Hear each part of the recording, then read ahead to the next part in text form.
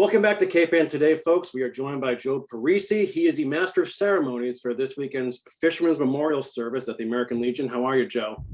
I'm doing great. Thanks for being with us. So I guess right off the top, Joe, for those who aren't aware of this event, can you please just give us the A to Z on what this memorial service is all about? So the Fisherman's Memorial Service has been a long time event going back originally to when the statue, the Man at the Wheel, was dedicated in 1925. It had gone on for decades and decades, especially when there were a lot of fishermen lost at sea, and then it had sort of fallen away. And for a number of years, it was sort of tied in with the Memorial Day services. And I know I attended each year because I'm the son of a fisherman lost at sea. And we sort of didn't really have a place anymore. So back when Bruce Toby was mayor, he talked to a couple of people, especially Thelma Parks, who was really the pusher behind it, and got our own ceremony reinstated.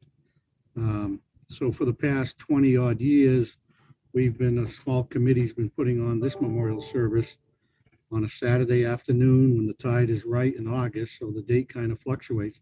This year it's going to be August 28th, this Saturday. And we've sort of have a service where people can come to pay their respects, to cast flowers in the water.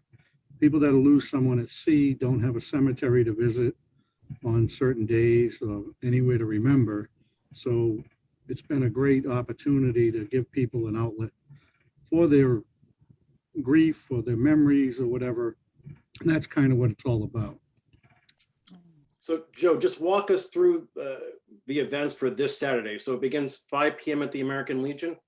Yep, so at 5 p.m., many people, mostly family members, but everyone's welcome, start a procession up at the American Legion. We carry oars decorated with the names of many of the boats lost at sea.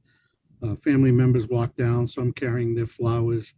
We have a drum line, so it's a very solemn procession down Middle Street to the Boulevard rail, and then we walk across the Boulevard to the Fisherman's Memorial, where many other people will already be gathered, especially the older people who aren't going to walk in the procession.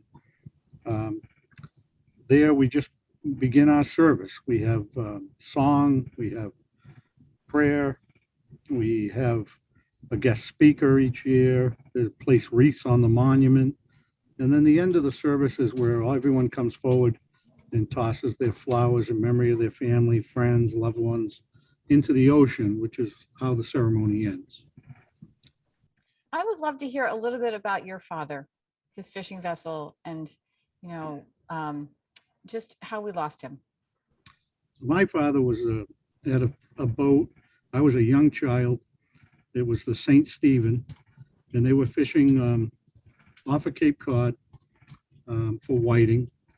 And their nets had got hung up, and they had to lay overnight for the tide to free up their nets.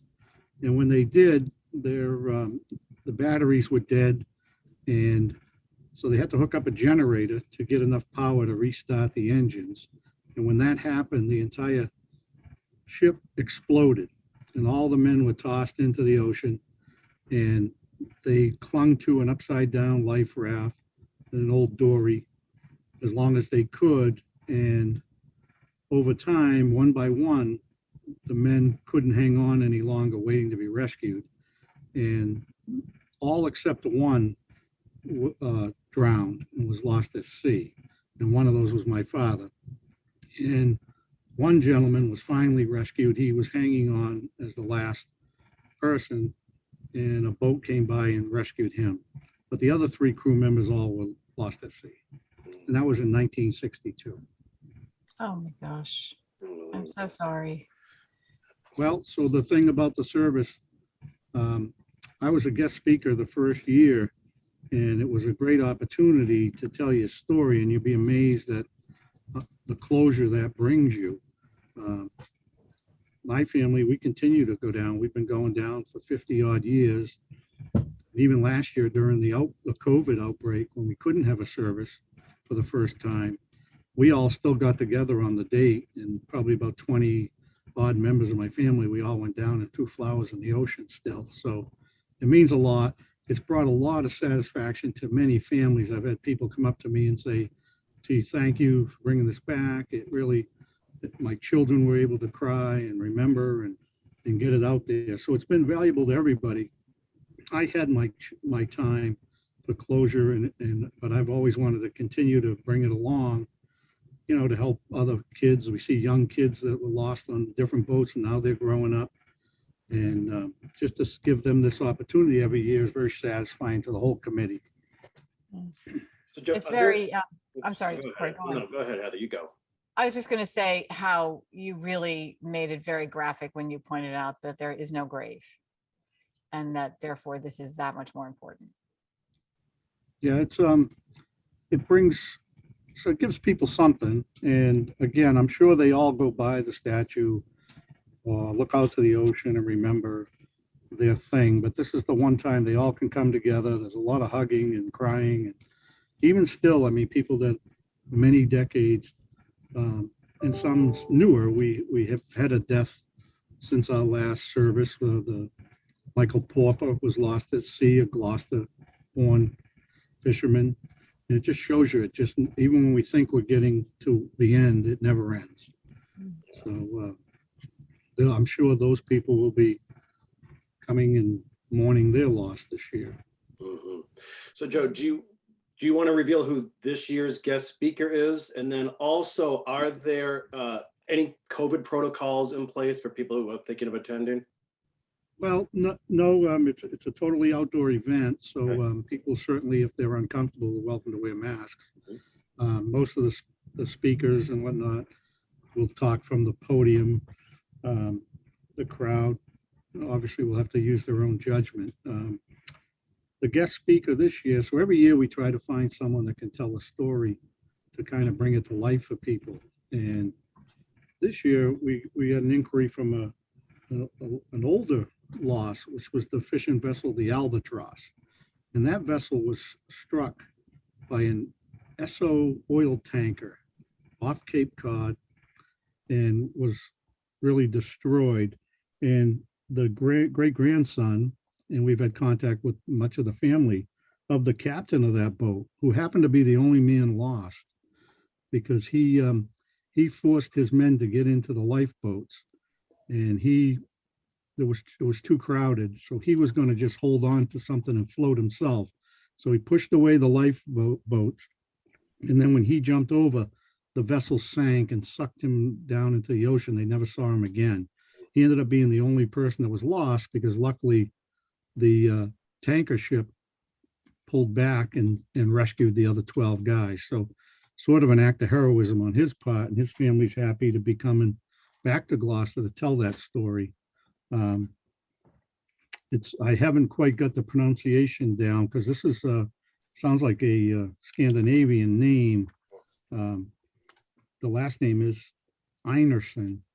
And so a lot of times we've had members of the Portuguese or Italian fleet, but people need to remember that back in the 50s and 40s and whatnot, there were other nationalities of fishermen out of Gloucester, a lot of Newfoundland, Nova Scotian, and Finnish fishermen. So I'm sure they're going to tell more of the story about their family and the heroism of their grandfather at one time. So. Yeah. So Joe, if people want to learn more about Saturday's event, how can they go about doing that? And if folks want to reach out and help fishermen's families, how can they do that as well? Well, so, I mean, we don't really have a website or anything. I mean, I know there's a lot of stories. If you Google it, you'll see many of the different events. We pretty much kind of put the service on.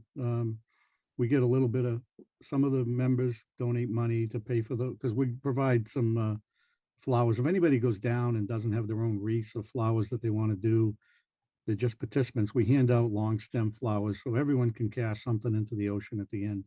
And those people are, and we take care of that. But we sort of get the money, we donate the money ourselves, so different members chip in. The cities helps out a little bit with covering, they help out with the police and the chairs and stuff. So it's all a good event, not a big expensive event, but we always are looking for people, especially family members or just volunteers that want to help with the service, because we want to keep it going. And we want, we want people to come forward and tell their story. So I'm always spend all year trying to find, because the stories are magnificent, and kids that grew up with nothing, or wives that had to become the breadwinner and take over their family. So it's always touching and great for them to tell the story. So we encourage that. Absolutely. And we appreciate you telling your story as well, Joe. So once again, the Fisherman's Memorial Service is this Saturday, August 28th, beginning 5 p.m. at the American Legion building, and then the procession makes its way down towards the boulevard and the Fisherman's Memorial statue.